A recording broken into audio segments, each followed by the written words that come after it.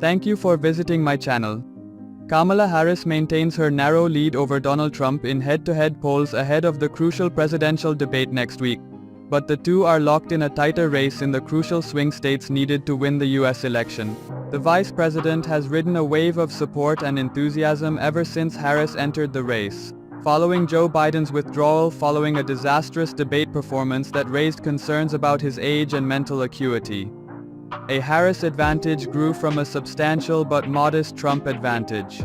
However, there are indications that Harris's upward swing has reached its limit as she prepares for her first presidential debate as a candidate. Trump, on the other hand, will be hoping that the debate will give his campaign a chance to get back on track. However, with a Republican advantage in the Electoral College and the race remaining so close in the swing states, one Politico commentator referred to it as the equivalent of a knife fight in a phone booth this week. At the same time, the election's narrow geographic focus is becoming increasingly apparent, with the first ballots to be mailed to voters to choose the next president. On Friday, North Carolina had planned to begin sending out ballots for the presidential election. However, a dispute over whether Robert F. Kennedy Jr., who had been running as an independent candidate up until this point, should have a spot on the ballot slowed down what should have been standard procedure, which could be interpreted as a metaphor for the tense nature of the race between Harris and Trump. Kennedy, who endorsed Trump after suspending his campaign on August 23, is suing the North Carolina Board of Elections for refusing to remove his name from the ballot in a state where polls show a close race. On Thursday, a judge on the state's highest court ruled against him but gave him 24 hours to appeal, delaying the delivery of ballots for a while.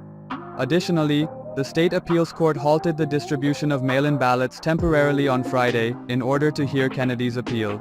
According to a new Guardian analysis of recent polls, the postponement added another layer of suspense to a contest that could not have been tighter. Trump and Harris are tied at 48.07% in a state with 16 electoral college votes at stake, but only one Democratic presidential victory since 1980.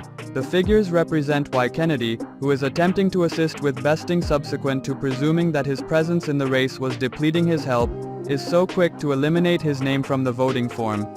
A small number of citizens putting their cross close to Kennedy's name on polling form papers could be sufficient to deny Trump of the only one of 7 swing states he won in his 2020 loss because of Joe Biden. The North Carolina quandary shows in a microcosm what has turned into a truth of this, and, progressively, all, US official decisions. That despite the fact that people will flock to the polls in all 50 states, the unique Electoral College in the United States makes some states more important than others. Based on population, the system selects a predetermined number of electors for each state. There are 539 electors for the entire nation, requiring 270 votes to win. Although the outcome in many states is certain, many in the South and Midwest are always Republican, while others, like New York and California, are always Democrats.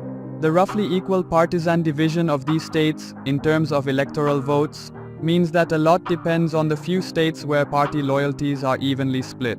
It also indicates that the election is not always decided by the national polling results, even though they are indicative of overall trends. The Watchman's most recent public survey tracker, assumed control more than a 10-day normal, showed Harris at 47.5% contrasted and 43.9% for Trump, which is empowering for her, however likely not a sufficiently large pad to ensure a discretionary school win whenever recreated on surveying day.